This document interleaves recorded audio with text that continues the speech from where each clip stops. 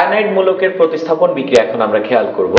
এই বিক্রিয়াটা আমাদের জন্য সামহাট ইম্পর্টেন্ট, কারণ আমাদের অনেক ক্ষেত্রে যখন আমরা রূপান্তর করব জৈব যৌগের একটা সমগোত্রীয় শ্রেণী থেকে আরেকটা সমগোত্রীয় শ্রেণীতে যখন আমরা রূপান্তর করতে চাইব, আমাদের অনেক ক্ষেত্রেই কার্বন সংখ্যা বাড়ানোর দরকার হবে, এবং সেই কার্বন সংখ্যা বাড়ানোর একটা টুলস হিসেবে কাজ করে আমাদের সায়ানাইড মূলক। যেমন আমরা এখানে দেখতে পাচ্ছি আমাদের একটা অ্যালকাইল হ্যালাইড, তার সাথে আমরা পটাশিয়াম সায়ানাইডের বিক্রিয়া দিতে যাচ্ছি, এবং এই বিক্রিয়া যেটা হয় পটাশিয়াম হ্যালাইড তৈরি হয় এবং আমরা পাই alkyl cyanide. Potassium halide plus আমরা পাচ্ছি অ্যালকাইল সায়ানাইড। এই যে অ্যালকাইল সায়ানাইড যৌগটা তৈরি হচ্ছে, এই অ্যালকাইল সায়ানাইড যৌগটা আমাদের জন্য খুবই বেশি ইম্পর্টেন্ট। কেন? কারণ এই অ্যালকাইল সায়ানাইড থেকে আমরা খুবই সহজে তিনটা ভিন্ন ভিন্ন বিক্রিয়া করার মাধ্যমে তিনটা ভিন্ন ভিন্ন সমগোত্রীয় শ্রেণী তৈরি করতে পারি। এবং আমরা যদি খেয়াল করি, আমরা এই অ্যালকাইল সায়ানাইডকে জাস্ট জায়মান হাইড্রোজেনের সাথে বিক্রিয়া দিলাম। জায়মান হাইড্রোজেনের সাথে বিক্রিয়া দেওয়া মানে হলো আমি বিজারণ বিক্রিয়া দিচ্ছি। যখন আমরা অ্যালকাইল সায়ানাইডকে জায়মান হাইড্রোজেনের উপস্থিতিতে বিজারণ করতেছি, তখন সেখান থেকে আমরা পাই আর CH2 NH2, অর্থাৎ আমরা এখান থেকে যেটা পাচ্ছি সেটা হলো একটা অ্যামিন পাচ্ছি। অ্যালকাইল সায়ানাইডকে যদি আমরা বিজারণ করি তাহলে সেখান থেকে আমরা পাচ্ছি অ্যামিন।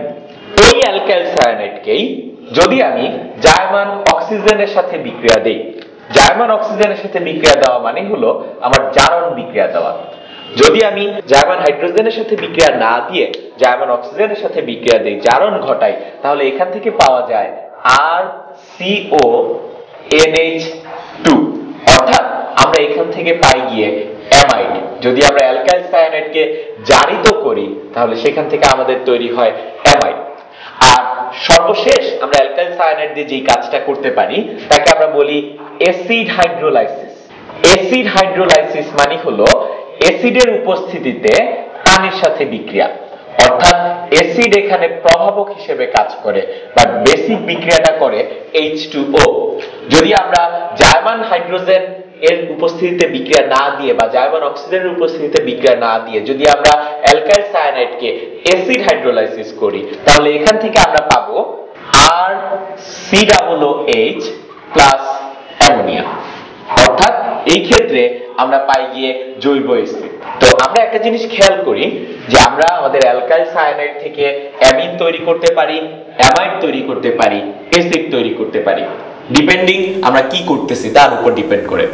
তাছাড়াও যেটা আমার সবচেয়ে বেশি ইম্পর্টেন্ট ব্যাপার, আমাদের এই শুরুতে যেই অ্যালকাইল হ্যালাইড ছিল তাতে কার্বন সংখ্যা যতগুলি ছিল, এই অ্যালকাইল সায়ানাইডে কার্বন সংখ্যা তার চেয়ে 1 বেড়ে গেছে, এবং এখানে অ্যামিন, অ্যামাইড অথবা অ্যাসিড প্রতিটাতেই আমাদের কার্বন সংখ্যা শুরুর অ্যালকাইল হ্যালাইডের চেয়ে 1 বেশি।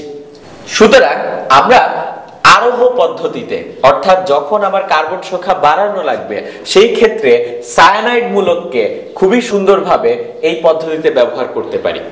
আমরা এখন কয়েকটা উদাহরণ খেয়াল করব কিভাবে আমরা কার্বন সংখ্যা বৃদ্ধির মাধ্যমে রূপান্তরটা কমপ্লিট করতে পারি। কার্বন সংখ্যা বাড়ানোর পদ্ধতি বা আরোহ পদ্ধতি নিয়ে আমরা কথা বলছি। আমরা একটা রূপান্তর দেখব এখন, যে রূপান্তরে আমাদের ইথানল থেকে প্রোপানোয়িক অ্যাসিড বানানো লাগবে।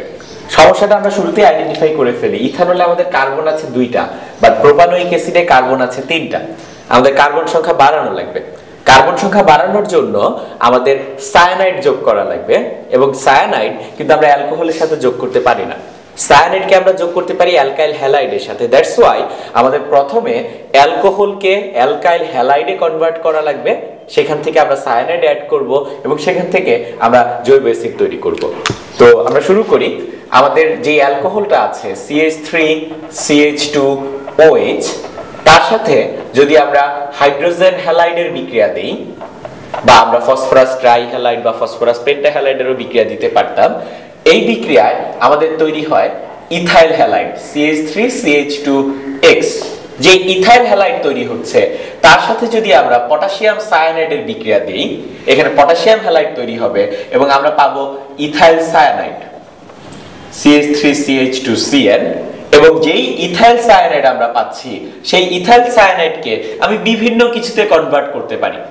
আমার যেহেতু প্রশ্নে বলল প্রোপানোয়িক অ্যাসিড বানাতে, আমি ইথাইল সায়ানাইডকে অ্যাসিডের উপস্থিতিতে পানির সাথে বিক্রিয়া দিব এবং সেখান থেকে আমরা পাবো CH3 CH2 COOH প্লাস আমরা উপজাত হিসেবে পাবো অ্যামোনিয়া। যদি আমার প্রশ্নে বলতো ইথানল থেকে ইথাইল অ্যামিন বা প্রোপাইল অ্যামিন তৈরি করো, প্রোপাইল অ্যামিন যদি তৈরি করতে বলতো তাহলে আমাদের যে ইথাইল সায়ানাইড তাকে আমি শুধুমাত্র বিজারণ করে দিতাম, তাহলেই কিন্তু আমার প্রোপাইল অ্যামিন অর্থাৎ CH3 CH2 CH2 NH2 হতো। আবার যদি বলতো প্রোপানঅ্যামাইড তৈরি করো, অ্যামাইড তৈরি করতে বলতো, তাহলে আমি এখানে জারণ বিক্রিয়া ঘটাতাম এবং সেখান থেকে আমি পেতাম CH3 CH2 CO NH2। অর্থাৎ আমাদের আরোহ পদ্ধতিতে কার্বন সংখ্যা বাড়ানোর যে মেইন কনসেপ্ট সেটা হলো সায়ানাইডের বিক্রিয়া, এবং আমরা সায়ানাইড কখন অ্যাড করতে পারবো, আমাদের সেজন্য অবশ্যই অ্যালকাইল হ্যালাইড দরকার। অ্যালকাইল হ্যালাইডের সাথে আমরা সায়ানাইড যোগ করব এবং অ্যালকাইল সায়ানাইডকে আমি আমার বিক্রিয়ার রিকোয়ারমেন্ট অনুযায়ী একটা বিক্রিয়া দিব, সেখান থেকে আমরা আমাদের কাঙ্ক্ষিত উৎপাদ পেয়ে যাব।